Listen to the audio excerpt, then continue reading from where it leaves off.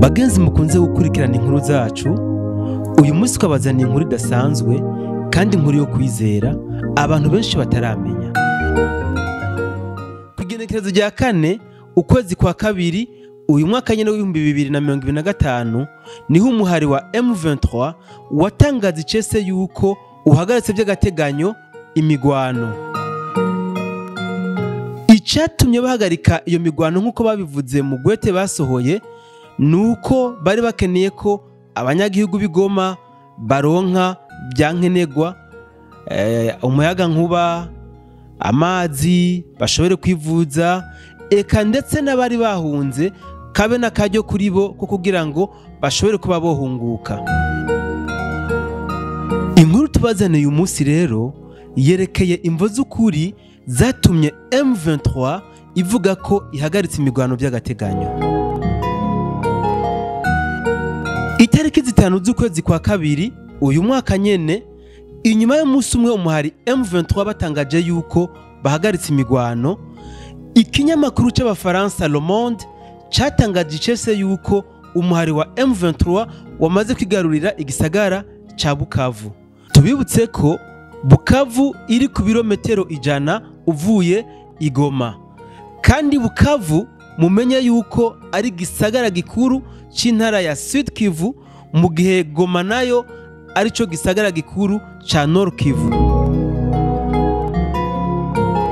Ku makuru dufise yo kwizera nuko kuyo tariki nyene y'igenekerezo rya 4 ukwezi kwa kabiri umwaka wa 2025 aho umuhari wa M23 watangaza yuko uhagaritse imigwano by'agateganyo, hari hiriwe haba imigwano ikomeye cyane gose hafi y'igisagara ca Bukavu mu karere ka Kavumu, ahantu hari ikibuga c'indege ca Bukavu.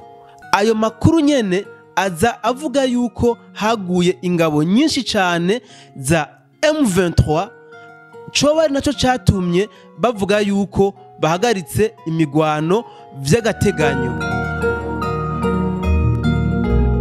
Ico kinyamakuru nyene Le Monde ku makuru gihabwa n'abakorera amashirahamwe mpuzamakungu bari mu karere ka Bukavu kiremeza yuko kuba umuhari wa M23 watangaje yuko uhagaritse imigwano by'agateganyo gwaruruyeri kugira ngo bashobore guhisha ivyo ariko birabera mu karere ka Bukavu. Kiravuga kandi yuko butari bubaye bwa mbere umuhari wa M23 ukoresheje ugo ruyeri nyene. Tugaruke ku migwano yabereye mu karere ka Kavumu ahegereye ikibuga c'indege ca Bukavu. Amakuru duhabwa n'abantu bari hafi y'igisagara ca Bukavu baremeza yuko Colonel Joseph Karegire yahasize ubuzima hamwe n'abakapitene babiri bari hafi yiwe. Bikavugwa kandi yuko n'ingabo bari kumwe hashobora kuba atanumwe wo kubara inkuru yarokotse muri ugo rugamba. Colonel Joseph Karegire ninde? Colonel Joseph Karegire nimwe mu ntwazangabo z'igisirikare cy'u Rwanda bashoboye kuronswa amabanga na Perezida Paul Kagame ku igenekerezo rya 4 ukwezi kwa 11 umwaka wa 2019. Kuwogira makenga yoraba itegeko ry'umukuru w'igihugu cy'u Rwanda nimero RDF agakwego A agakwego 10 A ubusa 3 agakwego 19.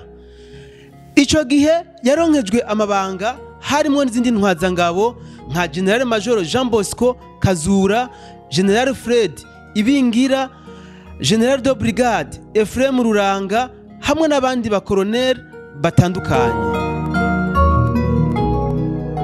Colonel Joseph Karegire numwe mu basirikare b'u Rwanda baremesha ingabo za leta y'u Rwanda hamwe na M23 mu gihugu kibanyi ca Congo.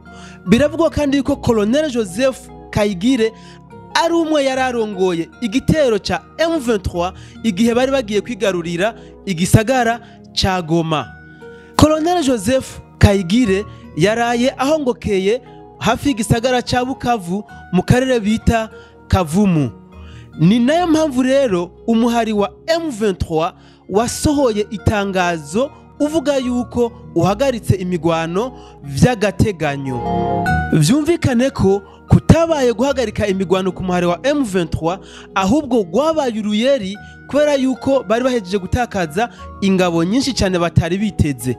Ikimenyamenya nuko nubu bakomeza gusatira uturere dutandukanye two muri Sud Kivu, akarorero ni gisagara ca Nyabibwe. Mu bisanzwe nuko kugira ngo habeho guhagarika imigwano by'agateganyo ku mpande zibiri zishamiranye, habaho kuvugana ku bw'izo mpande zibiri, bakavugana n'ikiringo ako gateganyo kazomara. Ariko ku bwa M23 ntiyigeze ivugana n'ubutegetsi bwa Kongo yuko bagomba kwiha ikiringo c'agateganyo cyo guhagarika imigwano. Na niyo mpamvu biboneka neza yuko umuhari wa M23 utahagaritse imigwano by'agateganyo, ahubwo babakomye mu nkokora, bicaye bangombwa yuko bitiza rujya ruyeri kugira ngo bereke amakungu yuko bahagaritse imigwano by'agateganyo. Reka tubashimire mwebwe mwabanye natwe muri kino kiganiro kuva mu ntango gushika ku musozo, tunabasaba kugira subscribe ku bantu mutarayigira, tunabibutsa kandi yuko atahandi muzokura amakuru y'imvaho atari kuri Akamo TV. Super stimulante ni tizane nziza cyane, nta handi wisanga atari muri Susanibu. Ufise ikibazo cy'itakara canke impararanga na gimona mpuzabitsina, ukaba ufise ubugumba canke warativye kuvyara, ukaba ufise umuhekenyeri yo kumatisme, ukuvirirana kw'amaraso kurenze, ibiro vy'umurengera, ukudatera imbere bikwiye kw'igitsina gabo, ububabare bw'umubiri canke uburuhe ataco bivuyeko, ukudadara kw'imitsi canke yarazivye, hamwe no kwama wijiriwe. Ivyo byose Susanibu yarabitoreye umuti.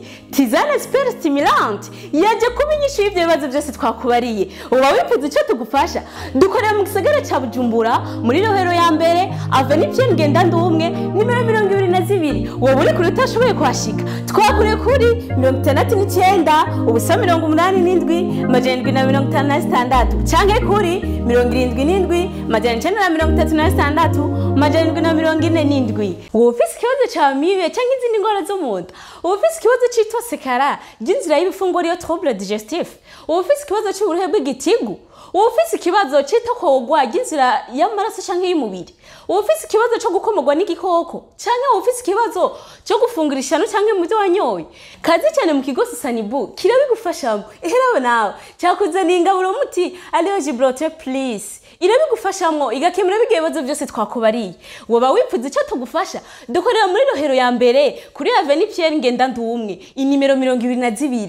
Mbega wowe uri kure cyane udashoboye kwashika, twakure kuri 69 ubusa 87 756 canke kuri 77 93 67 47. Turabahaye ikaze cyane kugira ngo amagara yanyu abandanye amera neza, kuko gukira ingwara niko kuramba.